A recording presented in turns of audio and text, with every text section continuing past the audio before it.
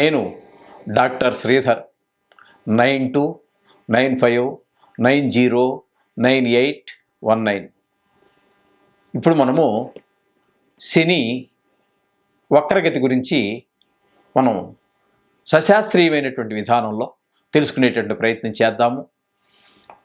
శని కుంభరాశి నుండి మకర రాశికి అంటే వెనక రాశిలోనికి ద్వారా వ్యవహారం నడిపిస్తున్నారు. కానీ మీకు దాని గురించి మళ్ళీ వెనక మకర రాశిలోకి వచ్చారని మీరు భ్రమపడాల్సిన పని లేదండి.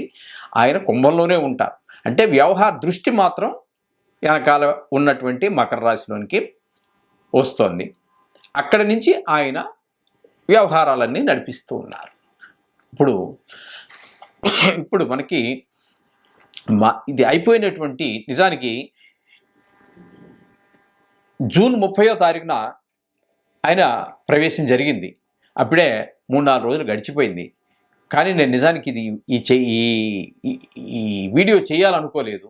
కానీ చాలామంది మా అనుయాయులు ఉంటారు కదా, చాలామంది యూట్యూబ్లో చూశామండి, ఇది చూశాము, వారు ఒక రకంగా చెప్పారు, వీరు ఒక రకంగా చెప్పారు, ఇదంతా చాలా కన్ఫ్యూజ్గా ఉందండి. అది కాదు, మాకు మీ మీద నమ్మకం కాబట్టి మీరు చెప్పినట్టయితే మాకు నమ్మకం కాబట్టి మీరు చెప్తే బాగుంటుంది అని చెప్పేసి వందల సంఖ్యలో పైనే వచ్చినాయి నాకు ఫోన్లు. అందుచేత నా స్టైల్లో నా పరిజ్ఞానం సహకరించిన మేరకు చెప్పడం కోసం వీడియో చేస్తున్నాను. అయితే ఇక్కడ 30వ తారీఖున జూన్ 30 నుండి ప్రారంభం చేశారు వక్రంలోకి, అంటే మకరంలో నుంచి చేయడం ప్రారంభం చేశారు. ఆయన June, July, August, September, October, November నెలలో 15వ తారీఖు వరకు మకరం నుండే అంటే వక్రగతిలో నుండి ఆయన వ్యవహారం అంతా నడిపిస్తూ ఉంటారు. తద్వారా అసలు ఈ వక్రం అంటే ఏమిటి అనేటువంటి మనం తీసుకున్నట్టయితే ఏ గ్రహము కూడా వక్రంగా నడవదండి, అన్ని సక్రంగానే నడుస్తాయి. అంటే వాటికి ఉన్నటువంటి పరిధి కక్ష్య ఏదైతే ఉందో ఆ కక్ష్యలో అన్ని 5 గ్రహాలకు మాత్రమే వక్రగతి ఉంటుంది. అవి ఈ కుజ, బుధ, గురు, శుక్ర, శని 5 గ్రహాలకే. రాహుకేతువులు ఛాయాగ్రహాలు. ఇక సూర్యచంద్రులు అయినట్టయితే అవి మండల గ్రహాలు అంటారు. అందుచేత సూర్యుడికి చంద్రుడికి వక్రగతి ఉండదు. రాహుకేతువులు ఛాయాగ్రహాలు కాబట్టి వాటికి వక్రగతి ఉండదు. ఉన్నటువంటివన్నీ కూడా ఈ తారాగ్రహాలకు మాత్రమే, అంటే తారాగ్రహాలు చెప్పుకున్నాం కదండి. ఇప్పుడు కుజ, బుధ, గురు, శుక్ర, శని ఈ 5 గ్రహాలకు మాత్రమే వక్రగతి ఉంటుంది. అయితే వీటి యొక్క కక్ష్య అంటే ఓర్బిట్, మనం ఇంగ్లీష్లో చెప్పుకోవాలంటే ఓర్బిట్ అంటాము. దీని ఈ కక్ష్యలో పరిభ్రమించేటప్పుడు అదేమవుతుందంటే వేరు సైజుల్లో ఉంటాయి అవి. అంచేత ఈ చిన్న ఓర్బిట్లో చిన్న కక్ష్యలో తిరిగేటటువంటిది చాలా స్పీడ్గా తిరుగుతూ ఉంటుంది. పెద్దది చాలా ఎక్కువ కక్ష్యలో తిరిగేటటువంటిది ఇది చిన్నది కాబట్టి ఇక్కడికి వెళ్ళిపోయింది, ఇది మెల్లిగా ఇక్కడికి వచ్చినప్పుడు ఇది వెనకబడినట్టు ఉంటుంది. ఆ విధంగా మనకు కనిపిస్తూ ఉంటుంది. మీకు ఇంకా ఉదాహరణకు చెప్పాలి అంటే మనం చిన్నప్పుడు ట్రైనో బస్సో ఎక్కడ ఎక్కి ఏదో ఊరు వెళ్ళడానికి ప్రయత్నం చేస్తుంటాము. ఆ సందర్భంలో మనం కిటికీ పక్కన కూర్చునేవాళ్ళం. కిటికీ పక్కన కూర్చుని కిటికీలోంచి బయటికి చూసేవాళ్ళం.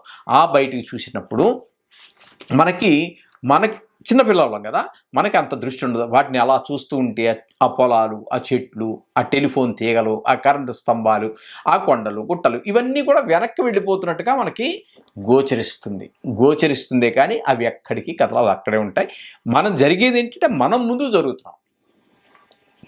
జరుగుతున్నాం ట్రైన్లోనో బస్సులోనో, అవి వెనక్కి వెళ్ళినట్టుగా మనకి భ్రాంతి అంతే. ఇది కూడా ఈ వక్రగతి అనేది కూడా అంతే.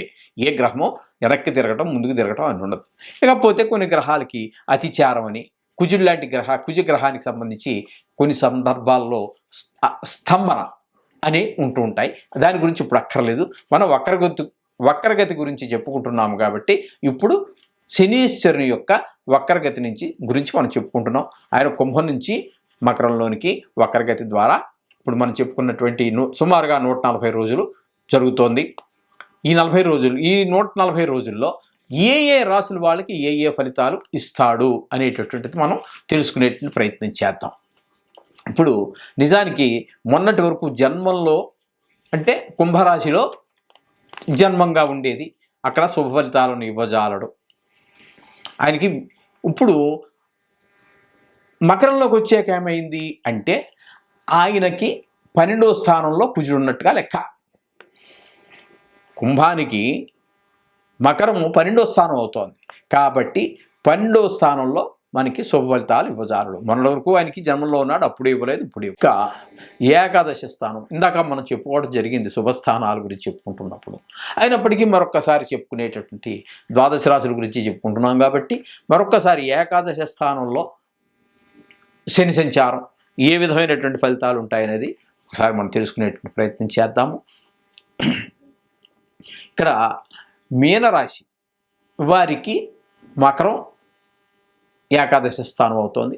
ఆ స్థానం ఫలితాలు ఇక్కడ మీకు లభిస్తూ ఉంటాయి. వీరికి ఎవరికి మీనరాశి వారికి ఆ ఫలితాలు వారికి జరుగుతుంది కాబట్టి ఆ ఫలితాలు ఏంటనేది ఇప్పుడు తెలుసుకునే ప్రయత్నం చేద్దాం సశాస్త్రీయంగా.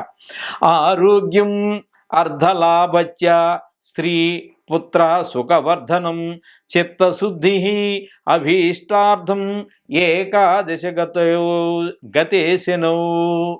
ఏకాదశ గతే శనౌ, ఏకాదశి అంటే 11వ స్థానంలో శని సంచారం జరిగేటప్పుడు ఏ విధమైన ఫలితాలంటే ఆరోగ్యం బాగుంటుంది, ధనలాభంచ అంటే ధనలాభం, సంతాన ప్రాప్తి. ఎవరైనా కొత్తగా పెళ్ళైనటువంటి వాళ్ళు ఉంటారు కదండి, వాళ్ళకి సంతానం కలిగేటువంటి అవకాశం, సంతోషం, ప్రయత్న కార్యాలు. మీరు ఏ పని మొదలెట్టినా కూడా ఈయన ఏ విధంగా అడ్డు తగలడు కదా మిమ్మల్ని ప్రోత్సహిస్తూ ఉంటాడు. ఏ పని మీరు మొదలుపెట్టినా జయమే కలుగుతుంది అని చెప్పేసి 11వ స్థానంలో శనీశ్వరుని యొక్క ఫలితాలు ఈ విధంగా ఉంటాయని మనకి శాస్త్రకారులు చెప్పారు. చేత శనీశ్వరుడు ఏమేమిటికి ఆయన ఎంత మంచి చేసినా ఎంత చెడు చేసినప్పటికీ ఏ గ్రహం గురించి అయినా సరే నవగ్రహాలు మాత్రం మీరు వదలకండి.